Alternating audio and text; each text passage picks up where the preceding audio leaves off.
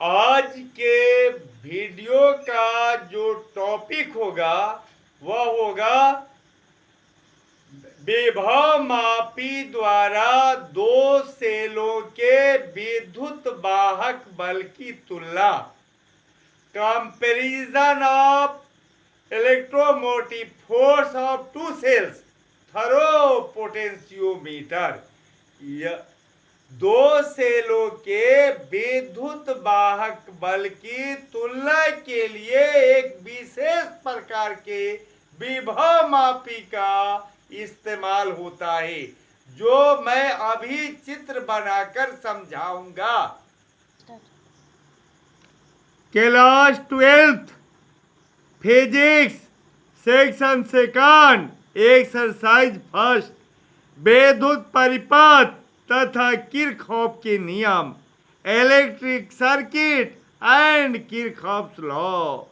Topic है हमारा विभव मापी द्वारा दो सेलों के विद्युत वाहक बलों की तुलना।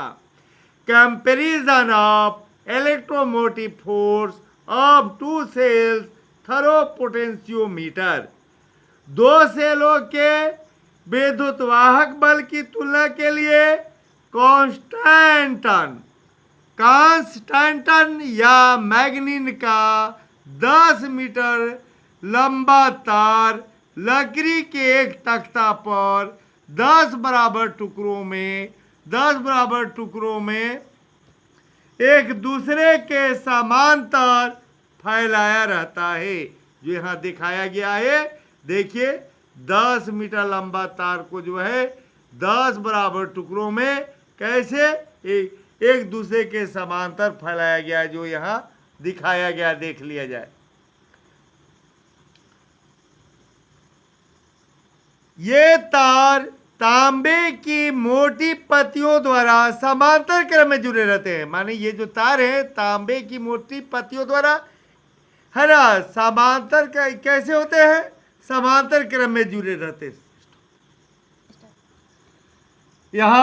यहाँ गलती हुआ, फिर से मिलाएं। ये तार तांबे की मोटी पत्तियों द्वारा श्रेणी क्रम में, यहाँ समांतर क्रम में नहीं, श्रेणी क्रम में, ये तार तांबे की मोटी पत्तियों द्वारा श्रेणी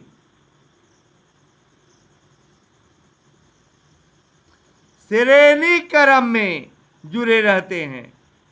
तारों की लंबाई के समांतर 1 मीटर स्केल लगा रहता है, जिस पर जॉकी की मदद से शून्य विक्षेप की स्थिति नोट की जाती है।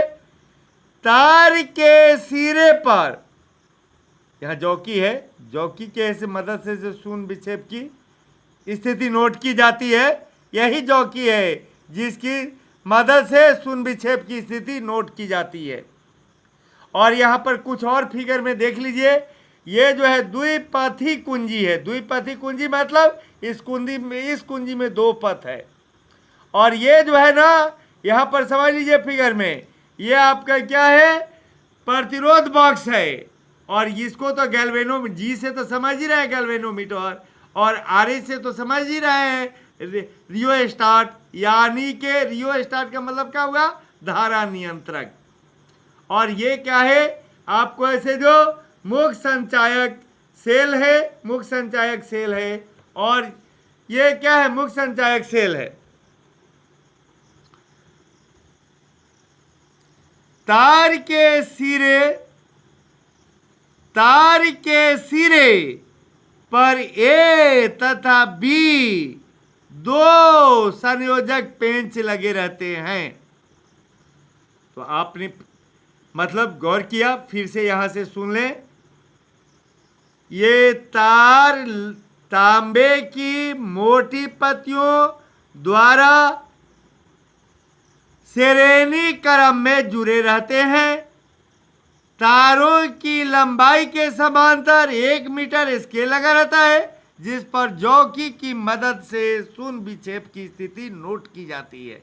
तार के सिरे पर ए तथा बी दो संयोजक पेंच लगे रहते हैं। देख लीजिए, तार के सिरे पर ए तथा बी दो संयोजक पेंच लगे रहते हैं। प्रयोग के शुरू में मुख्य संचायक सेल एप्सिलॉन, मुख्य संचायक सेल एप्सिलॉन का परिपथ पूरा किया जाता है, जिस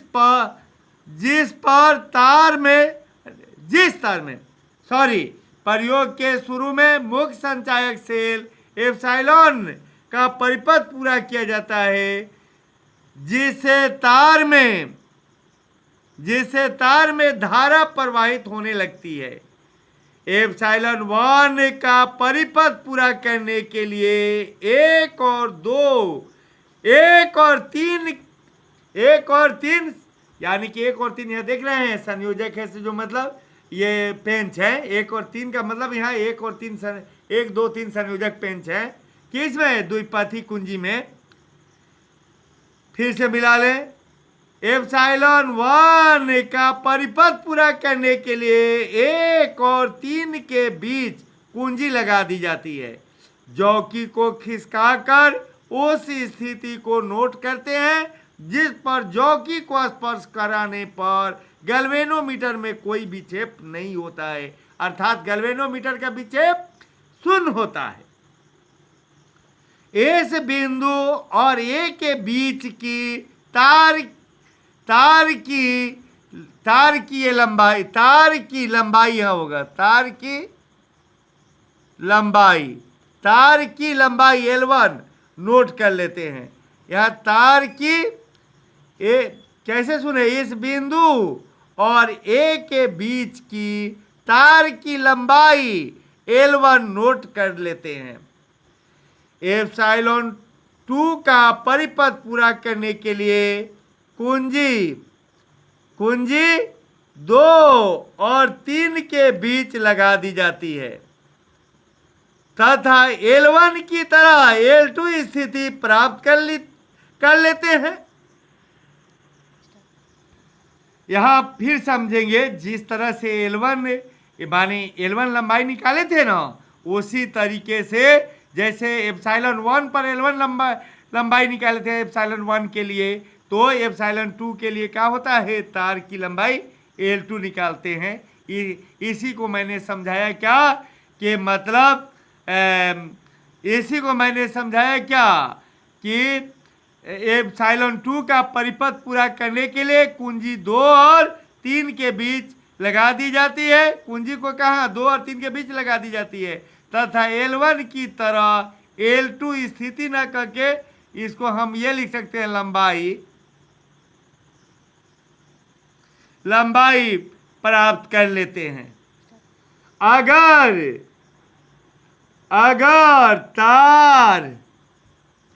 अगर तार की प्रति इकाई लंबाई का प्रतिरोध R हो तो, यानी कि स्मॉल r हो तो, अगर तार की प्रति इकाई